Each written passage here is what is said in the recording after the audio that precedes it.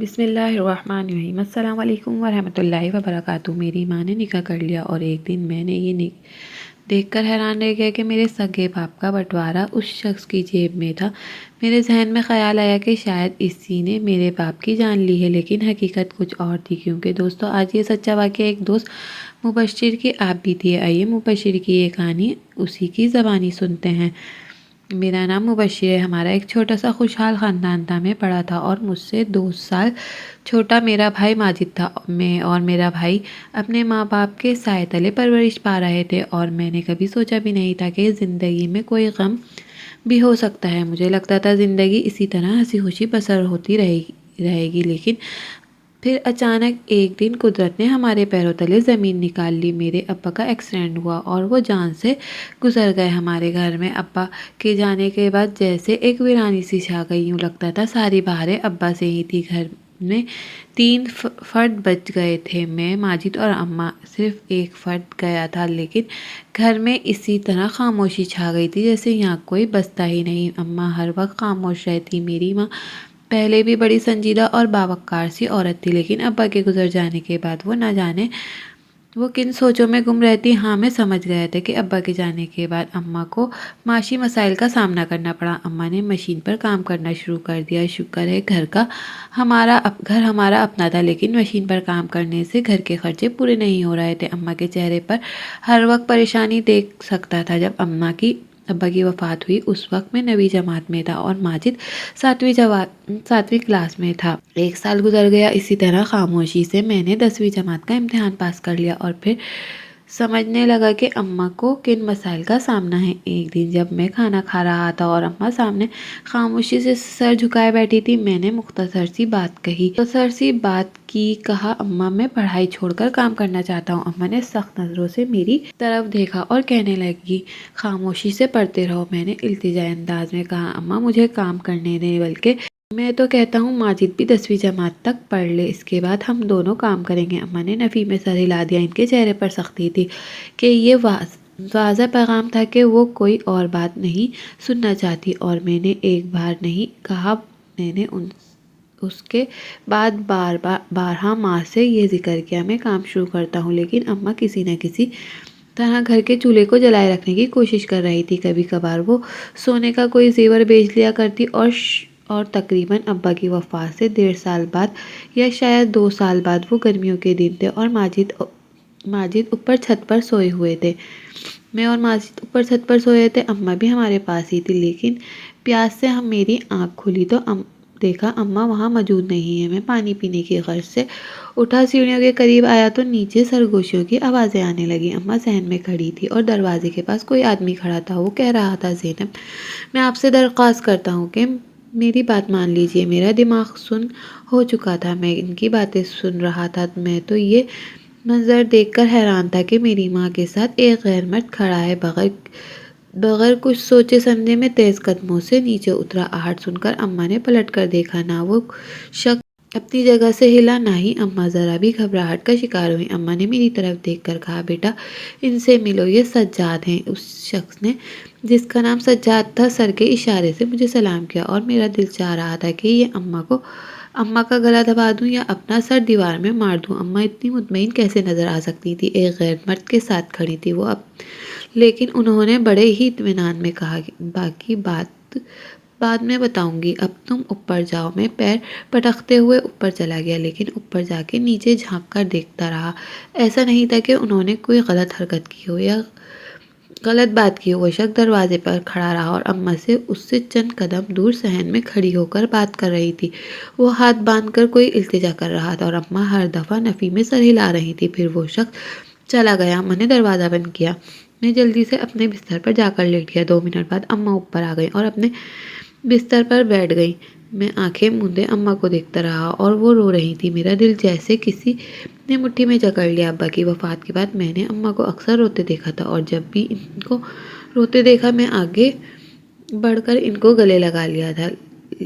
آج یہ پہلا موقع تھا جب میری ماں رو رہی تھی اور میں اپنی جگہ سے اٹھا نہیں۔ میں خاموشی سے دیکھتا رہا۔ کتنی دیر رونے کے بعد انہوں نے ہاتھ کی پشت سے آنسو صاف کیے اور بستر پر لیٹ گئی۔ میں جانتا تھا کہ وہ اب بھی سو نہیں رہی، جاگ رہی ہیں، لیکن میں خاموشی سے لیٹ رہا۔ اگلے دن دوپہر کو मैं और माजिद स्कूल से वापस आए, हमने खाना खाया और अम्मा ने हम दोनों को अपने सामने बिठाया और बात शुरू की। कहने लगी, देखो बच्चों, मैंने तुम दोनों से एक बात करनी है। अम्मा माजिद की तरफ रुख किया और कहने लगी, मुबश्शिर मिल चुका है इनसे। सज्जाद साहब हैं तुम्हारे वालिद के जानने वाले, वो मुझसे निकाह करना चाहते हैं। पहले मैं इन्हें टालती रही, तुम्हारे वालिद के जाने के बाद मेरी ज़िंदगी में किसी मर्द की कोई गुंजाइश नहीं थी, लेकिन मेरे लिए अब सब कुछ संभालना मुश्किल हो रहा है। तुम दोनों के स्कूल की फ़ीस, खर्चे, घर के बिल और राशन पानी, ये सब कुछ एक सिलाई मशीन से मुकम्मल नहीं कर सकती। लिहाजा मैंने बड़े कड़े दिल के साथ फैसला किया है कि मैं सज्जाद साहब से निकाह कर लूँ। माजिद ने तो कुछ नहीं बोला, लेकिन मैं हैरान नज़रों से अम्मा की तरफ देखा और कहा, आप ऐसा कैसे कर सकती हैं? अम्मा ने मेरी तरफ देखा और कहने लगी, मैं मजबूर हूँ बेटा। मैंने कहा, आप ऐसा मत करें अम्मा, आप इनसे निकाह ना करें, मैं काम कर लूँगा, मैं वादा करता हूँ अब पढ़ाई छोड़ दूँगा और मैं आपको कमा कर दिखाऊँगा। मेरी बात सुनकर माँ कहने से पहले ही अम्मा ने नफ़ी में सर हिला दिया। वो कहने लगी, मैं तुम दोनों भाइयों का मुस्तकबिल कुर्बान नहीं कर सकती और मेरे बच्चे घर चलाना बहुत मुश्किल है। अभी तुम दूर से ये सब देख रहे हो और जब तुम करने की कोशिश करोगे तो नामुमकिन नज़र आएगा। हमें एक मर्द के सहारे की ज़रूरत है और सज्जाद मुझसे निकाह करना चाहता है और मैं निकाह करने का फ़ैसला कर चुकी हूँ। और फिर उसके बाद मेरा मूड ख़राब हो गया, लेकिन अम्मा को इसकी कोई परवाह नहीं थी। वो एक हफ्ते बाद मुख्तसर सी तकरीब, जिसमें ख़ानदान के चंद अफराद शामिल थे, हुए। अम्मा और सज्जाद का निकाह हुआ। सज्जाद अंकल हमारे ही घर में रहने लगे। सच कहूँ तो वो मुखलिस तबीयत के मालिक थे। हमेशा हम दोनों भाइयों के साथ मुस्कुरा कर मिलते, बेटा कहकर मुखातिब करते और शायद वाकई बेटा समझते भी थे। लेकिन मैं अपने दिल की बात कहूँ तो मैं इन्हें बाप नहीं मान सकता था। मुझे इनसे नफरत थी। मेरा दिल गवाही देता था कि इनका अम्मा के साथ कोई चक्कर था। इन दोनों ने निकाह कर लिया और बहाना बनाया सहारे का, मदद का। और फिर सज्जाद अंकल के हमारे घर आने के बाद आहिस्ता आहिस्ता जैसे वक्त गुजरता गया, घर की हालत बदलती गई। उन्होंने घर के सारे छोटे मोटे काम करवाए, रंग रोगन दोबारा करवाया, पंखे नए लगवाए, ख़राब चीज़ें ठीक करवाई, नई मोटरसाइकिल भी लेकर खड़ी कर दी। क्योंकि मैं कॉलेज पैदल ही जाया करता था, लेकिन मैं इन्हें पसंद नहीं करता था और इनकी कोई चीज़ भी मुझे पसंद नहीं आती थी। नई मोटरसाइकिल आने के बाद भी मैं पैदल ही कॉलेज जाया करता था। हालांकि माजिद ने कई बार दबे अल्फाजों में मेरे सामने इस ख्वाहिश का इजहार किया कि हम दोनों मोटरसाइकिल पर चलते हैं। भाई मुझे भी मोटरसाइकिल चलाना सिखा दो, लेकिन मैं हमेशा इसे घूर कर खामोश करवा देता। अम्मा के चेहरे पर भी अब तब्दीली नज़र आने लगी थी। उससे ज़्यादा अंकल अक्सर इनके लिए नए नए कपड़े लेकर आते। अब वो नई चीज़ें पहनने लगी थी। सज्जाद अंकल ने इन्हें मशीन भी नई लेकर दी थी। अब इनके चेहरे पर भी सख्ती परेशानी के बजाय नरमी और मुस्कुराहट रहती। अगर मैं अपनी माँ की तरफ देखता तो मेरे दिल में सज्जाद अंकल के लिए एक नरम गोशा पैदा होता। ये सोच कर के इनकी आमद के बाद हमारी माँ खुश है, मेरी माँ खुश रहने लगी है, हमारे घर के हालात बदलने लगे हैं। लेकिन वहीं मेरे दिल में फ़ौरन ये ख्याल आ जाता कि दोनों का कोई चक्कर चल रहा है। मेरी माँ ने मेरे बाप के गुजरने के 2-2.5 साल बाद ही निकाह कर लिया। फ़ौरन मेरे बाप की जगह किसी और मर्द को दे दी।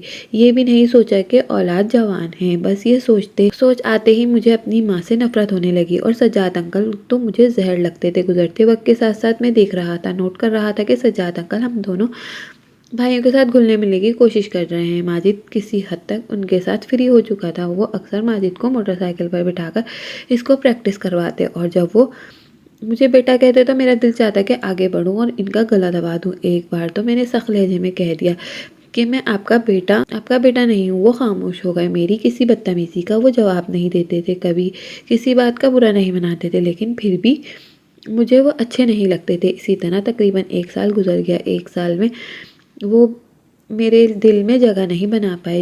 इनकी वजह से हम माँ बेटे के दरमियान भी एक दीवार सी खड़ी हो गई। मैं अपनी माँ से भी दूर हो गया। मुझे ये सोचकर इतनी तकलीफ होती है कि मेरा बाप तो दुनिया से चला गया और मेरी माँ को इस शख्स ने हमसे दूर कर दिया। और फिर एक वाक़या ऐसा हुआ जिसने सारी काया पलट दी, जिसने मेरी सोच का रुख तब्दील कर दिया। माजिद अब कभी कभी सज्जाद अंकल की लाई हुई मोटरसाइकिल चलाया करता और मैं भी इसे मना नहीं करता। एक रोज़ मोटरसाइकिल लेकर निकला और उसका एक्सीडेंट हो गया। हमें जैसे ही इत्तला मिली हमने फ़ौरन अस्पताल पहुँचे। इसका बाजू टूट चुका था। डॉक्टर ने कहा ऑपरेशन करना पड़ेगा और डॉक्टर نے خرچ بتایا۔ اسے سن کر میرے پیروں تلے زمین نکل گئی کہ اتنی معمولی سی آپریشن کا بھی لاکھوں روپے خرچ ہوگا۔ ابھی ہم دونوں ماں بیٹا پریشان ہی کھڑے تھے کہ سجاد انکل بھاگتے ہوئے ہمارے قریب آئے۔ انہوں نے ماں کے کندھے پر ہاتھ رکھا اور پوچھا کیا ہوا، کیا کہا ڈاکٹر نے؟ ماں نے روتے ہوئے ساری بات بتا دی۔ انہوں نے فوراً اپنی جیب سے بٹوا نکالا، اندر جتنے پیسے پڑے تھے سارے نکال کر ماں کی ہتھیلی پر رکھ دیا اور کہنے لگے یہ فوری فیس جمع کرواؤ، ڈاکٹر سے کہو آپریشن کریں، میں اور رقم کا بندوبست کرتا ہوں، تم گھبراؤ مت، ماجد ٹھیک ہو جائے گا، دعا کرو بس۔ اس لمحے میں حیران ہو کر اس کی طرف دیکھتا رہا۔ واقعی باپ کا کردار ادا کر رہا تھا۔ وہ ہمارا باپ نہیں تھا، لیکن اس وقت اس کے چہرے پر وہی پریشانی تھی جو ایک باپ کے ہو سکتی ہے۔ اماں فوراً فیس لے کر ڈاکٹر کی جانب پڑھی۔ ہم نے فیس جمع کروائی، ماجد کا آپریشن ہو گیا، سجاد انکل چلے گئے۔ کچھ دیر بعد واپس لوٹے تو ان کے ہاتھ میں فروٹ جوس، کھانے پینے کی چیزیں، اماں کے لیے چائے بھی لائے تھے۔ مجھے فروٹ اور جوس پکڑایا تھا کہ اپنے کمرے میں رکھوں، خود اماں کے پاس بیٹھ کر ان کے ہاتھ میں چائے کا کپ تھما رہے تھے۔ کمرے میں داخل ہوتے ہوئے میں نے پیچھے مڑ کر ان کی طرف دیکھا تو انہوں نے اپنی جیب سے میں ہاتھ ڈالا اور کچھ رقم نکال کر دوبارہ سے اماں کے ہاتھ پر رکھتے ہوئے کہنے لگے یہ لو، خرچے کی فکر مت کرو، میں ہوں نا، بس دعا کرو، انشاءاللہ ماجد چند دنوں میں اچھا بھلا ہو جائے گا۔ اماں نے اپنے آنسو صاف کیے اور مسکراتے ہوئے کہنے لگی ہاں بالکل، ڈاکٹر نے تسلی دی ہے، آپریشن 15-20 دن بعد ہی وہ اپنے کام خود کرنے کے قابل ہو جائے گا۔ سجاد انکل نے مسکرا کر اماں کا کندھا تھپتایا اور مردہ قدموں سے اندر داخل ہو گیا۔ ہاتھ میں پکڑے ہوئے فروٹ اور جوس وغیرہ اندر میز پر رکھے اور سوچنے لگا کہ کیا میں غلط تھا، وہ شخص تو واقعی میرے باپ کا کردار ادا کر رہا ہے۔ کچھ دیر بعد ڈاکٹر نے اگر بتایا ماجد کو ہوش آ گیا۔ سجاد انکل کی باہر کی طرف چلے گئے، میں ان کے پیچھے گیا، دل میں شرمندگی سی تھی۔ یہ ارادہ کر رکھا تھا کہ ان سے جا کر اپنے رویے کی معافی مانگ لوں گا۔ وہ باہر اسپتال کے لان میں ایک بینچ پر بیٹھے تھے، میری طرف ان کی پوچھ تھی۔ میں نے دیکھا ان کے کندھے ہل رہے ہیں، یوں محسوس ہوا جیسے وہ رو رہے ہیں۔ مجھے بڑی حیرت ہوئی کہ وہ کیوں رو رہے ہیں۔ میں نرم گھاس پر دبے پاؤں چلتا ہوا ان کے پیچھے جا کھڑا ہوا اور جب میری نظر پیچھے ان کے ہاتھوں پر پڑی تو میری حیرت دنگ رہ گئی۔ ان کے ہاتھوں میں میرے ابو کا بٹوا پکڑا ہوا تھا۔ یہ وہی بٹوا تھا جو ابو ہر وقت اپنی جیب میں رکھتے تھے۔ اس میں ابو کی ایک تصویر بھی تھی اور ابو کی تصویر پر انگلی پھیر رہے تھے اور روتے ہوئے کہہ رہے تھے مجھے معاف کر دینا احمد بھائی۔ یہ سب کیا تھا؟ ان کے ہاتھ میں میرے ابو کا بٹوا کیوں تھا اور وہ ایسا کیوں کہہ رہے تھے کہ مجھے معاف کر دینا احمد بھائی؟ کہیں میرے ابو کی موت میں ان کا ہاتھ تو نہیں تھا؟ میں جو ان سے اب اپنے برے رویے کی معافی مانگنے آیا تھا ایک عجیب ششوپن کا شکار تھا۔ خیر، میں نے ہمت کی اور ایک ٹھنڈی سی سانس بھری اور آگے بڑھ کر ان کے برابر میں بیٹھ گیا۔ میں نے کہا سجاد انکل، میں بری رویے سے معافی مانگنا چاہتا ہوں۔ انہوں نے اپنی آنکھوں سے آنسو صاف کیے، بٹوا واپس جیب میں ڈالا اور مسکرائے کندھے پر بازو پھیلاتے ہوئے کہنے لگے تو اس کا کیا مطلب ہے؟ میں اپنی کوشش میں کامیاب ہو گیا۔ میں نے کہا کیا مطلب؟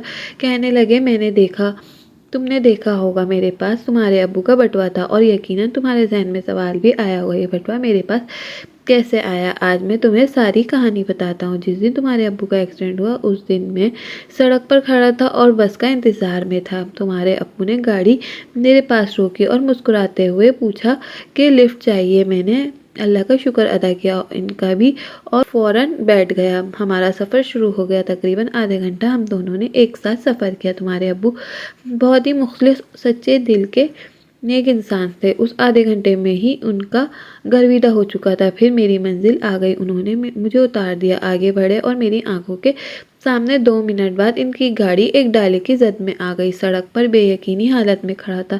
ابھی 2 منٹ پہلے انہوں نے مجھے گاڑی سے اتارا اور 2 منٹ بعد اجل انہیں لینے آ پہنچی۔ بھاگ کر حادثے والی جگہ پہنچا، ان کی سانسیں اکھڑ رہی تھیں۔ انہیں جلدی سے ان کا سر اپنی گود میں رکھا اور وہ میری طرف دیکھتے ہوئے ڈھٹکتے لہجے میں کہنے لگے میری بیوی اور میرے بچوں کا خیال رکھنے والا کوئی نہیں ہے مبشر بیٹا۔ اس وقت میں نے تمہارے ابو کا ہاتھ پکڑ کر کہا کہ میں رکھوں گا ان کا خیال، بس پتہ نہیں کیوں وہ وقت ایسا تھا کہ میں نے ان کو تسلی دینے کے لیے الفاظ کہا۔ ایمبولینس آ چکی تھی لیکن ان کو ایمبولینس میں ڈالنے کا موقع بھی نہیں ملا اور وہ جانتے ہو جب میں نے یہ الفاظ کہے میں رکھوں گا ان کا خیال، ان کی آنکھیں میرے چہرے پر جم گئیں اور اس میں کوئی امید نظر نہیں آ رہی تھی، اور پھر وہ اسی طرح ان کی جان نکل گئی میرے ہاتھوں میں۔ میں یقین نہیں کر سکتا کہ ایک اجنبی شخص جو آدھا گھنٹہ پہلے مجھے ملا، اس کی جان میرے ہاتھوں میں نکلی، اور جاتے جاتے